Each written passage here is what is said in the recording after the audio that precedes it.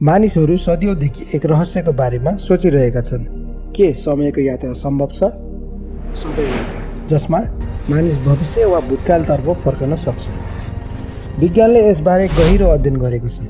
Albert आइन्स्टाइनको theory of रिलेटिभिटीले भन्छ, यदि तपाईँ प्रकाशको गतिभन्दा नजिक पुग्न सक्नुहुन्छ भने समयको गति तपाईँको लागि फरक हुन्छ। तर त्यति मात्र होइन, वैज्ञानिकहरूले अर्को रोचक सिद्धान्त पनि दिएका छन्, प्यारलल युनिभर्स अर्थात् समानान्तर ब्रह्माण्ड। यस्तो सोचिन्छ कि हाम्रो ब्रह्माण्ड जस्तै अन्य ब्रह्माण्डहरू पनि छन् जहाँ हाम्रो जस्तै मानिसहरू छन्, तर इतिहास, देश, भाषा र निर्णयहरू सबै फरक छन्।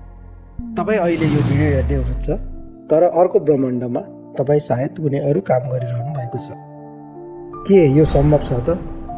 अहिलेसम्म यसको कुनै प्रमाण छैन, तर केही घटनाहरू छन् जसले यी सिद्धान्तहरूलाई अझै रोचक बनाउँछन् र आज हामी यस्तै एक घटनाको बारेमा कुरा गर्न जाँदैछौँ।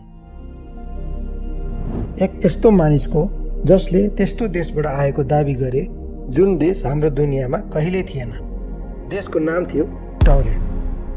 यो घटना सन् 1954मा जापानको अन्तर्राष्ट्रिय एयरपोर्टमा घटेको थियो। The man from tour. सन् 1954को दिन जापानको टोकियो अन्तर्राष्ट्रिय एयरपोर्टमा बिहानको समय थियो। एयरपोर्टमा सामान्य गतिविधि चलिरहेको थियो। त्यही बेला एकजना पुरुष युरोपियन भिजुअल भएका यात्रु विमानबाट झरे। एयरपोर्ट इमिग्रेसनमा उनले पासपोर्ट देखाए, जुन एकदमै असाधारण थियो। पासपोर्टमा देशको नाम उल्लेख थियो, टौरेट। सुरक्षा अधिकारीहरू अचम्ममा परे, किनभने अन्तर्राष्ट्रिय स्तरमा टौरेट नामको कुनै देश कहिल्यै सुन्नमा आएको थिएन। तर त्यो व्यक्ति शान्त देखिन्थे। उनले भने, यो मेरो तेस्रो पटक जापान आगमन हो। मेरो कम्पनीसँग मिटिङ छ। जब अधिकारीहरूले पासपोर्ट जाँच गरे, त्यो एकदमै असली जस्तो देखिन्थ्यो। पासपोर्टमा विभिन्न देशहरूको स्ट्याम्प पनि थियो, ट्राभल हिस्ट्री थियो अनि प्रिन्ट क्वालिटी पनि सामान्य पासपोर्टभन्दा फरक थिएन। उनले जापानमा बुक गरिएको होटेलको नाम पनि दिए अनि उनले मिटिङ हुने कम्पनीको नाम पनि बताए। तर जब अधिकारीहरूले खोजबिन सुरु गरे, त्यो होटेलमा कुनै बुकिङ भेटिएन। त्यो कम्पनी जापानमा दर्ता नै थिएन। अधिकारीहरूले मान्न थाले कि यो कुनै ठग हो। तर कुरा यतिमै सकिएन। उनले देखाएका सबै कागजातहरू, कम्पनीको लेटर हेड, ट्याक्स प्रमाण, ब्याङ्क डिटेल्स सबै एकदमै प्रमाणिक देखिन्थे। जब अधिकारीहरूले सोधे, तपाईँको देश कहाँ पर्छ, उनले तुरुन्तै युरोपको नक्सा मगाए र देखाए। तर उनले देखाएको ठाउँमा आजको समयमा एन्डोरा नामको देश पर्छ, जुन स्पेन र फ्रान्सको बिचमा छ। जब अधिकारीले भने यो त एन्डोरा हो, उनले तुरुन्तै प्रतिक्रिया दिए, होइन, यो सदियों पुरानो देश टौरेट हो। तपाईँहरूलाई इतिहास थाहा छैन। यो कुरा सुनेपछि अधिकारीहरू अझै चकित भए। अब स्थिति असामान्य देखिन थालेपछि एयरपोर्ट अधिकारीहरूले निर्णय गरे कि हामी यो व्यक्तिलाई थप अनुसन्धान नभएसम्म एक सुरक्षित कोठामा राख्छौँ। त्यसै अनुसार उनलाई एयरपोर्टकै एउटा होटेल जस्तो सुरक्षित कक्षमा राखियो।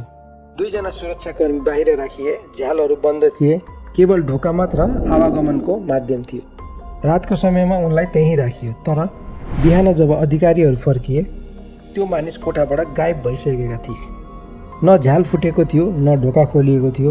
अझ आश्चर्यको कुरा, उनको झोला, पासपोर्ट सबै कागजात पनि एकैसाथ गायब थिए। कुनै सिसिटिभी फुटेज पनि थिएन र न कुनै चिन्हपत्तो। यो केस आज पनि नसुल्झिएको रहस्यको रूपमा रहेको छ। तर समयसँगै यसको बारेमा विभिन्न सिद्धान्तहरू आएका छन्। सिद्धान्त 1, टाइम ट्राभल। कतिपय अनुसन्धानकर्ताहरूको विश्वास छ त्यो मानिस भविष्यबाट गल्तीले अघिल्लो समयमा प्रवेश गरे।